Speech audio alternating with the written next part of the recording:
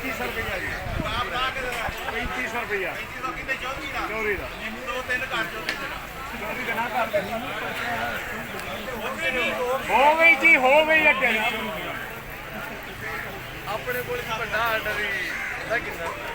ਕਿੰਨੀਆਂ ਗਣੀਆਂ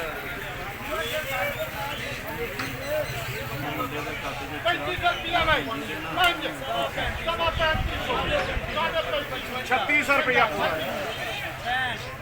3600 ऐसा पूरा